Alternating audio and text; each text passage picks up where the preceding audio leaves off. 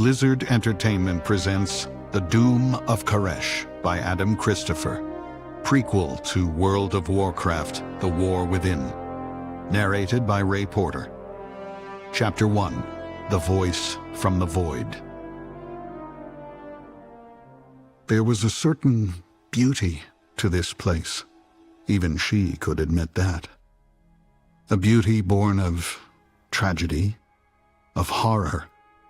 But for the moment, Alleria Windrunner pushed such nuance from her mind as she stood on a high, nameless peak at the edge of Telegris Rift. She stared out into the violet-purple fury of the void that swirled around the shattered remains of the lost world, seeking perspective, solace. Tell Khadgar what we learned. I will return to Dalaran in time. Alleria's words haunted her. It was avoidance, a sidestepping of her responsibilities. Right now, the new threat to Azeroth felt too big, too abstract. Yes, the Harbinger, Xal'atath, was coming, and her world faced a challenge like no other. As did she. Through the void, she commanded untold power, but it also went the other way. While the darkness was a part of her, she was a part of it. Xal'atath knew this, and could use Alleria for some unseen end. Once more, Alleria felt her connection to the darkness was more a curse than a blessing. This, against the fact that Azeroth itself sat on the edge of destruction. Alleria knew she had friends and allies to call on, but were they really a match for the Harbinger? This entity that had survived thousands of years, heralded the annihilation of countless worlds. Besides, at this precise moment, she wasn't sure she could face them, so soon after confronting the phantom of her love, Turalyon, conjured by Xal'atath to do what? Kill her? No, nothing so mundane. It had been to unbalance her, and it had worked. She had played right into the Harbinger's plans. Alleria had been unprepared, and somewhere inside burned the fear that Xal'atath would win. I sense a troubled mind. Alleria looked up from the view of infinity before her to see Locust Walker slowly approaching. She took a long, deep breath. Locust Walker, I need answers. You said you believe Xal'atath seeks for Azeroth the same fate which Dimensius delivered unto Caresh. I must know everything that happened here. You cannot possibly expect... Locust Walker hovered, unmoving, and she knew he would remain there forever, patiently waiting for Alleria to find her center, her moment. Only she wasn't sure she could. Not this time. She lowered her head. She knew what she wanted to say, what she felt she must say, but, well, hadn't they done this dance before, so many times? She sought to forge ahead, protect her world, but he would give her nothing until she understood the lesson he wanted to impart. This was old ground, well-trodden, and yet it was something she couldn't escape. The phantom of Turalyon had admirably demonstrated her need for wisdom. I am afraid, said Alleria, finally training her gaze on Locust Walker. Of Xal'atath, of the past, of what happened to Caresh, of what will happen to Azeroth. She paused. But most of all, I am afraid of myself, of the void within me, a power I thought I made peace with long ago. There is no shame in fear, said Locust Walker. The void is a terrible thing. I will not deny it. That the void is part of you is something you have learned to live with. even if you can never truly accept it, just as I must live with my own nature. Valeria closed her eyes tight. Perhaps Lothraxion was right, She whispered. Once you've invited the shadow into your heart, it ends in madness. Locust Walker's laugh surprised Valeria. She opened her eyes to find his ethereal form drifting backward a step, his gold and purple spaulders shaking with mirth.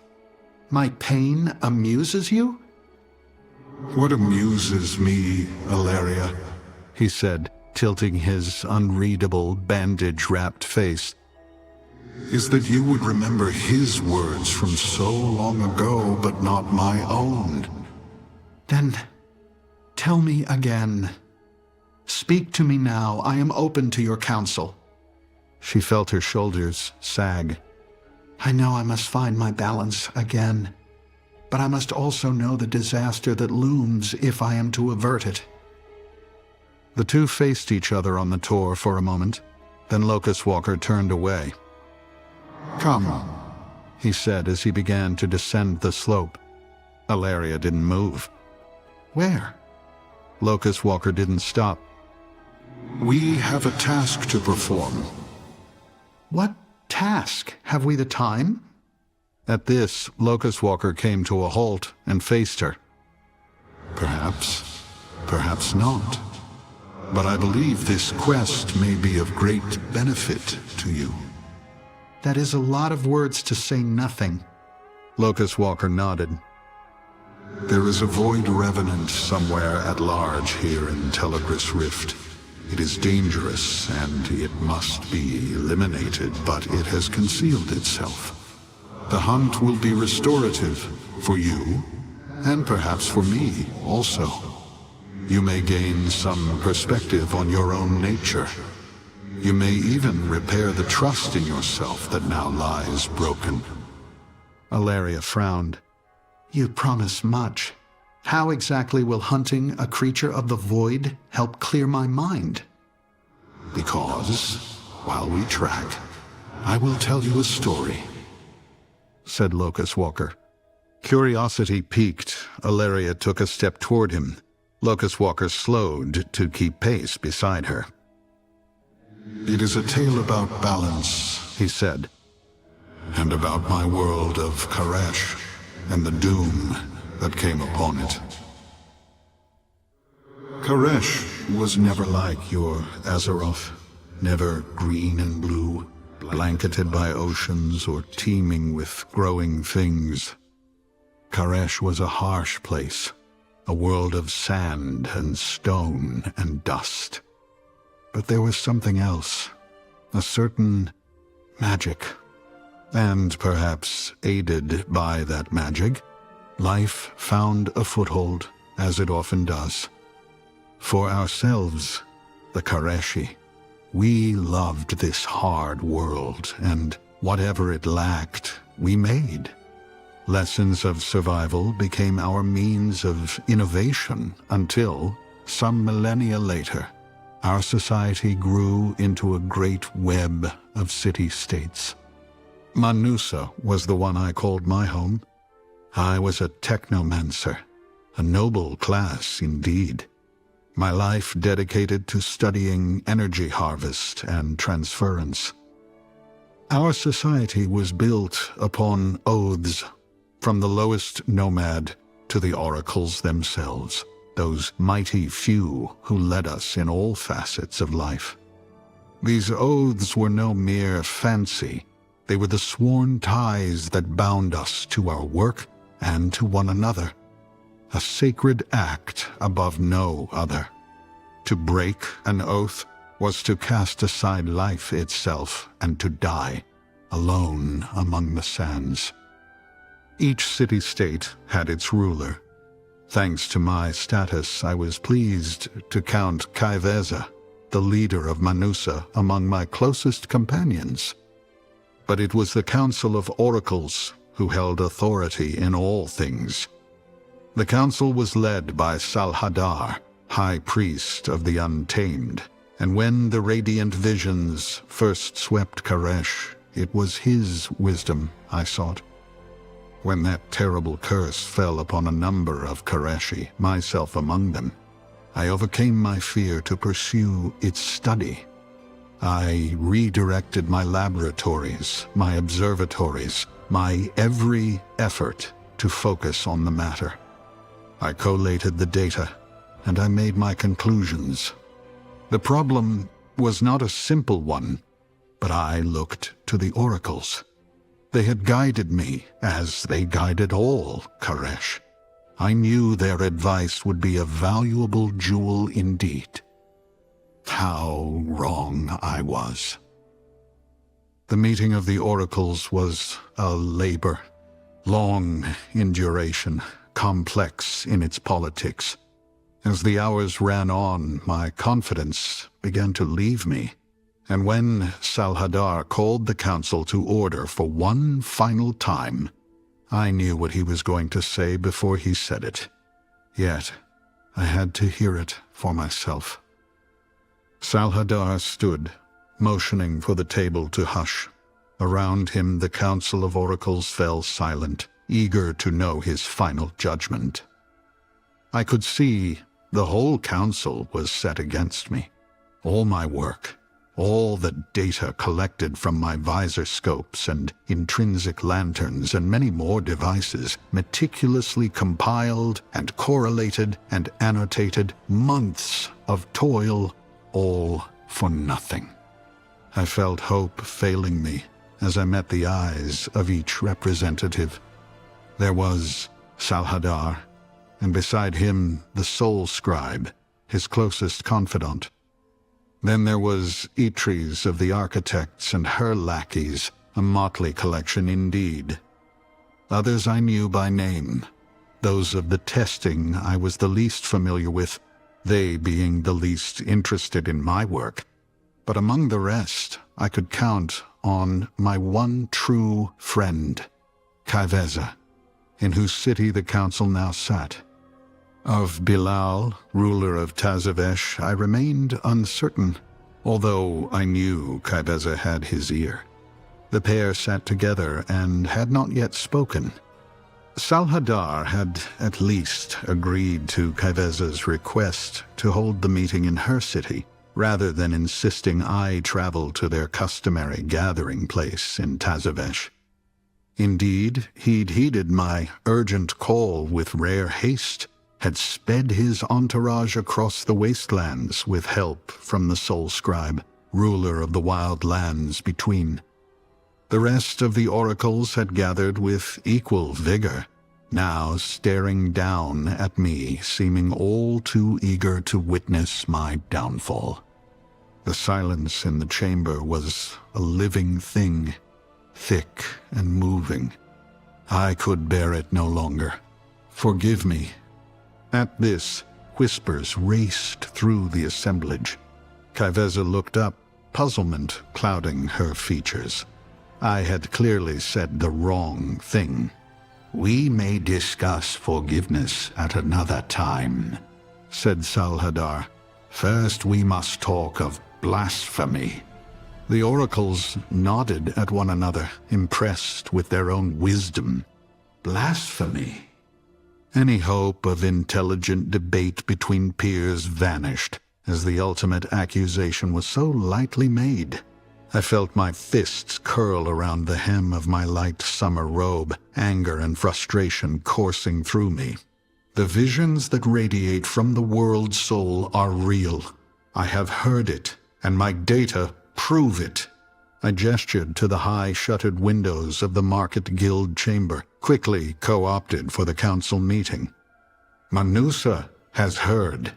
I opened my arms to the table. You have heard it, surely. I have heard nothing, came Itri's voice. Her fellows smiled. There was to be no discussion with them. Salhadar nodded his assent, as did the Soul Scribe and Bilal. I turned to Caresh, but she would not meet my eye. "A time comes," Salhadar said, "when we cannot overlook your conduct. For years the oracles have entertained your interest, shall we call it, in the void. At first it was an amusement, a diversion. That I understood, but now diversion has become distraction. You have taken an oath, said Bilal, more confident than usual. We have all taken an oath, providing each of us their place and purpose. He stabbed a finger at me. Your oath is to the technomancers, to study the transfer and transmutation of energy so that we may master it for the benefit of Caresh. We've not seen a report on your proposed usage of the Rishi ribbons in months. You neglect your sacred duties, void sorcerer. I blanched at the epithet. Never before had the oracles uttered it to my face, but there it was. Void sorcerer. I had been called worse, but this was a title that filled me with dishonor. And Bilal knew it. And yet, I was right to bring my work to the oracles. I knew I was. The radiant visions were the cry of Caresh's world soul. This I had confirmed, tracing the source of the visions to the deep heart of our world. I had transformed the abstract to the real, and it was precisely because of my work in decoding the mysteries of the void that I had been able to achieve this. My research was, I had argued time and again, an unavoidable part of my oath-sworn endeavors in energy research. One could not exist without the other. To understand energy was to understand all its forms, including the void. And the oracles had agreed, until I stumbled upon a discovery of great import. One of the Careshi's greatest cultural artifacts from centuries past, the Rishi ribbons, were themselves imbued with arcane power. They had such potential to aid in the transmutation of energy that it made the mind real. If only I could find the key to unlocking their secrets. With my discovery of the hidden potential of the Rishi ribbons, my standing had risen among the council, at least for a short while. And so long as my research into the void did not stray any further and interfere with my oath, they paid little attention to it. I should have known the radiant visions would change that. To speak of the world soul was to encroach on territory beyond my ken, and the council would see such presumption swiftly dealt with. You stand at a crossroads, said Salhadar. If you continue to study the void, then your real work will suffer and your oath will be broken. And that is something we cannot countenance. I looked aghast at Kaiveza as she raised her voice at last. She stared back at me, somehow finding the courage to support not her friend, but the Council of Oracles. Let this be your final warning, said the High Priest. The world soul is beyond the borders of your work. The radiant visions, if such exist, are to be left to those who are expert in such matters. You are to return your attention to the field of your own expertise and cease all research into the void. Heed this command, or our next audience will be somewhat more difficult. That I promise. The hours after that fateful council meeting were but a blur. I had loved Manusa my entire life, yet I saw nothing of it as I stalked the streets, turning this way and that without thought. I found my mind curiously empty after Salhadar's ultimatum.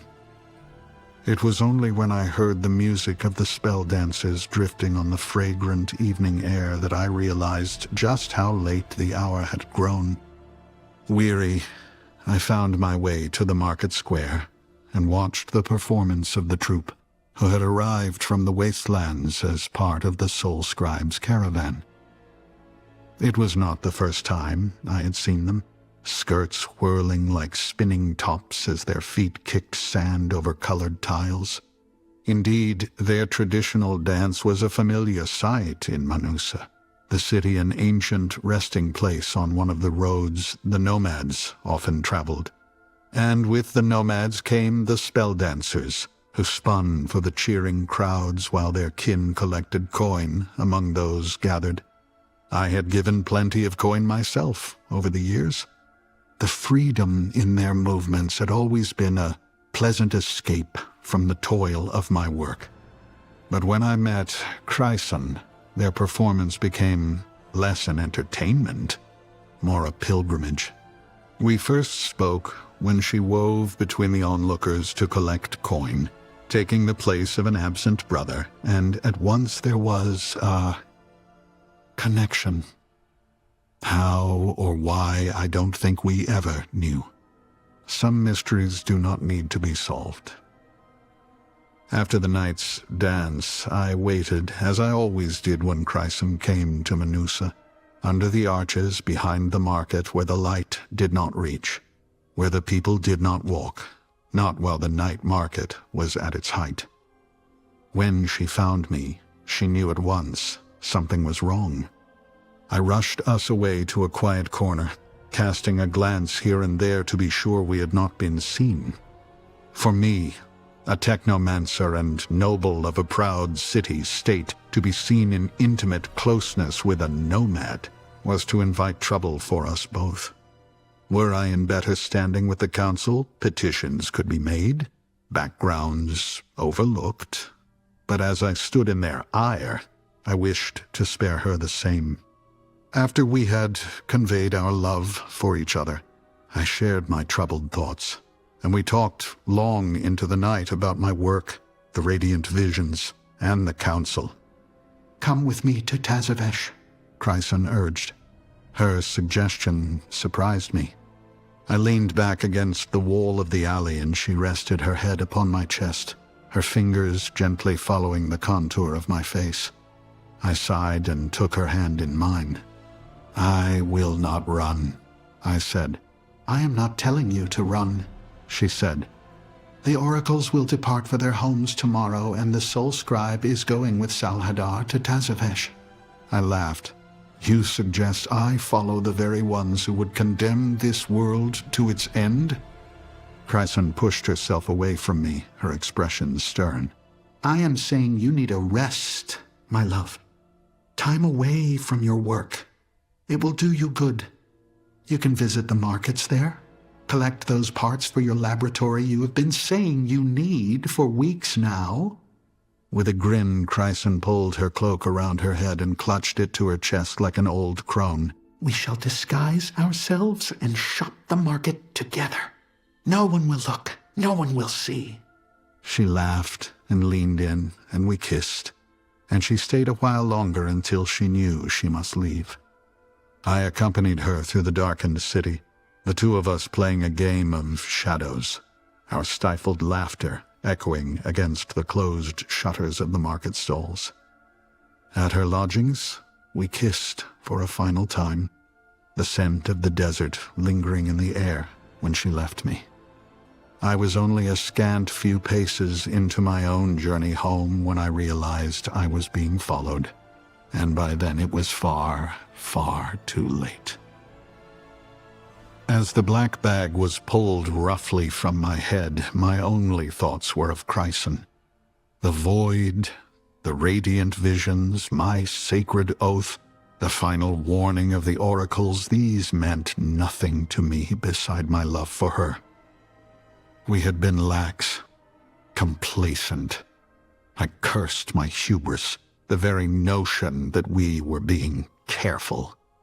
There were too many eyes upon us, and now the price needed to be paid.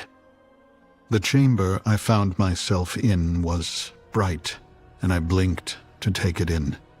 I had been dragged to a storehouse of some kind, stacked with crates and sacks and all manner of cargoes needed by the market. A quiet, dead space at this hour, the perfect place for my cries for mercy to go unheard. I was not ready for the end, and as I wondered just how much I would beg for my life, a figure loomed before me and clasped me firmly by the arm. I blinked again, this time in sheer astonishment. Caresh! The smile of the friend I thought had abandoned me was glorious as a sunrise. She squeezed my arm, but I did not hear what she said. Such was the roar of blood in my ears. I searched for the ruffian responsible for my kidnap as she, too, threw back her hood, revealing eyes that glittered like brilliant gemstones in the lantern light. I did not recognize the face, but she bowed her head in respect, before acknowledging someone standing behind me. High Priest Salhadar extended his hand. I stared at it, at him, and at the group I now saw gathered in an atmosphere of electric excitement. Besides Salhadar and Caresh, I counted 5 other oracles, including Bilal and others too, not from the council, but from my own city. There was Alash and Midakes and Darmeto of the technomancers, and beside them another group, 2 of whom I knew to be merchant captains of the Manusa Market Guild, and 2 others I did not recognize. All present, High Priest included, were clad in simple brown travel cloaks, the deep hoods proving a more than adequate disguise. "I see you have met Nari," said the High Priest. He had the sense to look somewhat embarrassed as my abductor bowed again. "I had hoped your meeting would be under more conventional circumstances, but she is one of my finest covert agents. You will find in her a firm ally." "As you will in all of us, I hope," said Bilal. I glanced at him, remembering the cold anger he had directed at me but a few hours before. Beside him, Caresh nodded, perhaps reading the doubt on my face. "Listen to the Ravel," she said, "and all will become clear." I could only shake my head. "Ravel?" I turned to the High Priest. "Is this a dream? Please tell me what is happening." "Before we proceed, I must impress upon you the need for secrecy," Salhadar said. "No one can know of our meeting tonight." He gestured to the group.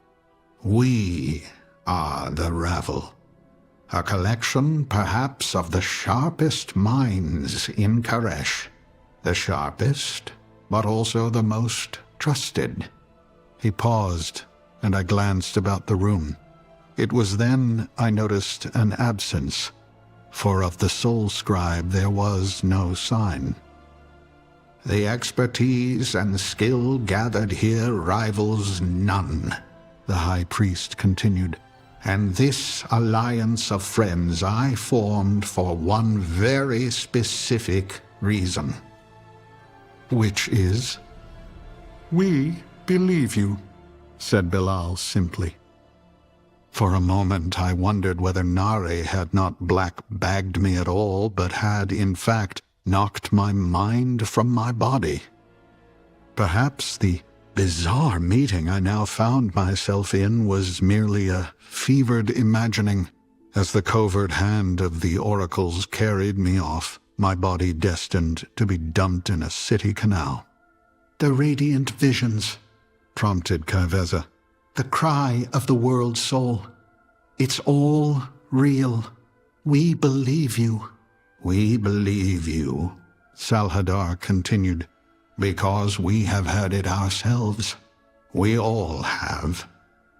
For the moment, the visions are weak, quiet, a melody carried on a distant breeze, and for the moment, nothing more than a curiosity lingering from a half-remembered dream. But, Said Bilal, they grow stronger, and so does the talk, the rumors about them. If we fail to control the situation, we risk widespread panic. which is why you were deceived, said the high priest, and why I ask now for your forgiveness. He looked into my eyes. The council meeting was a sham, but one born of necessity. For that I am sorry. I took a deep breath and tried to understand a twist of events I could not have begun to imagine. And then I felt something else, a certain lightness in my heart, a weight lifted, something I had not felt in a long time. Hope. You will kneel. I gazed at Salhadar as the high priest pointed to the floor before him. Around the room, the members of this secret society all lowered themselves and bowed their heads. I knew what this was, an oath-taking ceremony. Once more I wondered if this was a dream. But when the high priest gestured again for me to kneel, I obeyed, my mind racing. "We hold you in close confidence, friend," began Salhadar. "Your knowledge is great, your wisdom greater. Will you take a new oath and join our number?" To receive a new oath was a rare honor, for it signified that the work of my life was not only a great one, but that I had achieved a level of mastery few could reach. In my surprise, I found I could not answer, but perhaps there was something written on my face, for Salhadar smiled as he began the ritual. "Friend, do you, of your own accord, in the presence of your high priest, hereon swear to dedicate the work of your life to that which Caresh calls you?" My voice was weak, but I responded as I should. "I do." "Do you swear to follow the path of your oath, to dedicate yourself to its guidance until the work of your life is complete?" "I do." "Do you promise to forsake temptation and dedicate yourself to the work of your life, mind and body, committing yourself to seeking its meaning and understanding its import, venerating these mysteries until they are mysteries no longer?" "I do." "The oath is the path. Guard against all perils that strive to draw you from that path. The oath is the truth. Hold fast against all forces that strive to cast the shadow of deceit upon your journey." At this I stood before the high priest, as around me the rabble stood also. "I name thee the Locust Walker," said Salhadar, "for this is your truth, as it is mine." And then he smiled. "Welcome to the Ravel." As the suns rose beyond the storehouse walls, tendrils of light reaching down between the boards to caress our secret meeting, the Ravel applauded my joining. But as Salhadar clasped my forearm in warm brotherhood, I heard two things. The first was a voice inside my mind. I heard void whispers often, could quell them and push them aside when I needed to, but this voice came louder. I felt fear grip me once more, but amidst these new tides of fate, I controlled myself, pushing aside any emotion as the voice delivered its message to me and me alone. Beware, Locust Walker. Beware. But then I heard something else, and now so too did my friends. For this sound was a very different thing. The Ravel tensed as one, searching for the source of the cries, the screams. The many voices joined in a chorus of terror. Within moments, it sounded as though every soul in Menusa had risen with the suns, only to find some horror waiting. We rushed outside, and in the early morning light we gasped in astonishment at the arc of sky above us. The two suns of our world seemed to dim, their warm glow faint and growing fainter. The sky blackened, as though night were falling with impossible speed at an impossible time. At first, that darkness was a purple. Then it brightened. Violet, the color of the void itself. Beware, Locust Walker. The all-devouring comes.